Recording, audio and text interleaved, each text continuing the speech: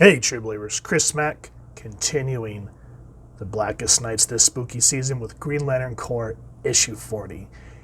And the Corps at this point was definitely my favorite read because this is Tomasi read. I've said this before, it's Peter Tomasi writing with Patrick Gleason doing the art, and I absolutely love every aspect of this book, plus the characters.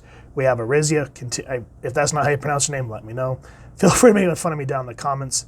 But she's returning from Daxam with Sodom going into the sun, reigniting yellow, so now they have powers, but they've kind of become very, prejudiced against the outside world from being under the boot for so long. She goes, with everything that happened on Daxam, all the death, all the horror, it really hits me. My partner is dead. Sodom flew into the sun to save his planet, and I left him there, alone, burning, forever.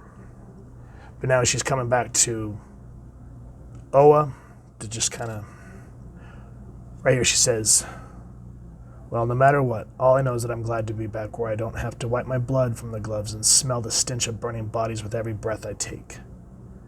At least on Oa there's a little peace and quiet. And everyone's. But before she can finish her sentence, as we saw in issue 39, all hell has broken loose. This is called Heart of Darkness. This is Peter J. Tomasi's story in words. Patrick Gleason doing the penciling, Rebecca Buckman, Tony Nugent, and Prentice Rollins doing the inks. And there's everyone else working on the book. Now, before she can even register her feelings or what she's seen, we go, there's Daddy's little girl. Dad, we've been looking for you. We're so glad we finally found you, Arizia. Ma, it's been too long since we've all been together as a family. Now, I don't know a whole lot about Arizia's past. I've had to kind of look it up, and I'm hoping to find the books where it kind of shows, but apparently her entire lineage has been a Green Lantern, and the rings that were given to her and her family has kind of been passed down, sort of like how a lot of the times, I hate to use this as an example, but like Lieutenant Dan, how he said every single one of his fathers or grandfathers was a major key in a battle, battle here on Earth. It's kind of how Arizia's lineage is, and because I guess the willpower is so powerful, but yeah, the power rings passed down through her lineage. And each one has died for the Corps thus far. She goes, I don't understand. You look different, but the same. Is it really you? And you start to, in issue 3, as we get into Blackest Nights 3, you understand why you start seeing, how the Black Lanterns start to see like love, hope, fear, to start seeing all the mixing emotions. It becomes an important part of how they feed and how they get their Corps members. And before she can even say any more, here comes her grandpa. And she's starting to notice something is wrong. And while all that's happening, you're wondering if the same thing is happening to Kyle. Because spoiler alert, if you didn't look at the review for 39 or read the book, here he goes, Jade, Ginny, it can't be. Block out everything around us for the moment. Look at me, my love. Are these my eyes you're staring into, Kyle? Yes. Are these the lips you've kissed? Yes. And then we see love, will. Is this my voice, Kyle? He goes, but nothing. Let's go higher above the distractions. And you really start to think that Kyle's buying into this. And I don't want to give away, like, obviously it's going to kind of make a point that Kyle's smarter than that, but the way he announces it, it's interesting how he finally has to let this memory go. Kind of like how Guy was telling him in the other issue is dead's dead, we got to focus on the living. Now, another part of this that I like is how I cannot remember this character's name off the top of my head. Hold on, let me see if I can find it.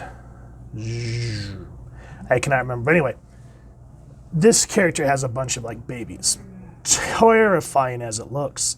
But she goes, I got to get back to my home planet, my babies. I can hear them. And one of the Starflyers accompanies her. She goes, I can't hear my children. And this is where Tomasi shines, where, yes, he can do action, but his specialty and why I love his runs, especially on, what was it? Freaking Superman? Yeah, Superman and Super Sons, is he's able to tap into emotions and just hit you in ways you didn't think you would.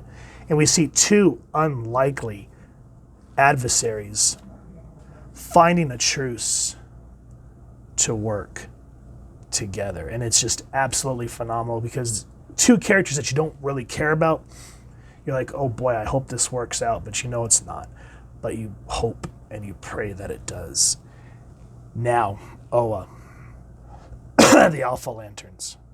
We are the Alpha Lanterns, and we are the law here on Oa.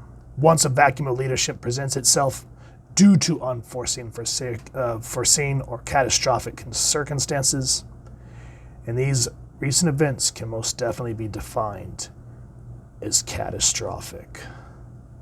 But what I love is how the lanterns, actual lanterns with souls, so to speak, step in. Salak, one of my favorites. He's kind of a very C-3PO type, but with a backbone. You've been given no such power, and you are quite delusional about the breadth of your authority. Allow me to enlighten you. And so he brings up the wishes of the Guardians, and they basically say the succession of command is the Clerici and then the Illustries, I think is how you pronounce it.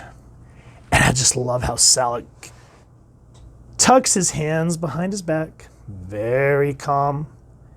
And just in case you don't remember, I am the Clerici, and Lanterns Gardner and Rayner are the current illustrious honor guards. So you think there's going to be a standoff. There's an old military adage that we learned back on Romulan. Some Earthling once said it. If you want a war, then let it begin right here. So you can see that even though all this is happening, the Alpha Lanterns, there's something off about them. And I love how the Green Lanterns, they believe in what Oa wants, but the Guardians, the Alpha Lanterns, the way they go about it is so calloused, calculated, and a lot of times cloak and dagger. But the Green Lanterns, no matter Earth, wherever, have heart. And they're going to not be kicked around. This is no veiled threat. This is the law. You followed the Guardian's decree when you executed the Science Cell's prisoners, and now you will follow it. And you do not get to pick and choose and follow a law when it suits your needs. And I just love how he says, and I'm not usually fond of quoting him, but as Lantern Gardner would say in his own intimidable way, get your red and blue metal asses out of here and defend Oa and the core against those vile abominations before there is nothing left. This is one core, and we will act as one core. It's just great stuff right there. And it just hits you. Just the standoffness. You could feel the simmering. And Salak is usually kind of a dick because he has to be sort of the voice of reason and the law. But when it hits, he hits. And that's why, to quote you young kids, that's why I think he slaps. No cap. Anyway, Black Lanterns, rings everywhere, invading. No one knows how to fight this stuff, how to defend it. What the hell are we going to do? And you start to see faces that you never thought that you would see again. Allies falling to the black rings.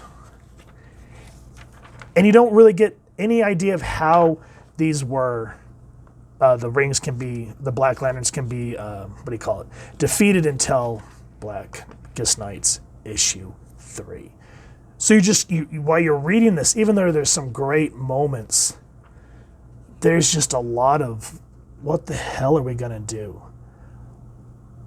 But there are certain characters, Sinestro's daughter, for example, that shines in this series. And I didn't know a whole lot about her in the beginning, but when I went through Blackest Nights, I was like, damn, she's a badass. And I love the way her character really starts to stand out as another awesome character in the Green Lantern Corps stories, even after Blackest Nights.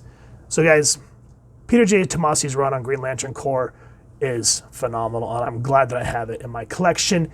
And just to have it as part of the Blackest Nights is excellent. So if you've enjoyed what you've seen, please first and foremost support your local comic shop or wherever it is you like to get your comics and action figures, and get it there. If you've enjoyed this review, we really would appreciate taking a moment to like, share, and subscribe. Helps the club channel more than you could possibly know. And if you don't mind hitting that fancy little core bell next to subscribe, that was where you get to upload content. You guys get notified. Come to the channel, and we love talking with y'all, hearing your thoughts and feedback down in the comments below, or our social media pages, which I'll make sure to leave the links down in the description. So with all that said, I hope y'all continue to have an absolutely spooky day reading, and happy hunting, true believers.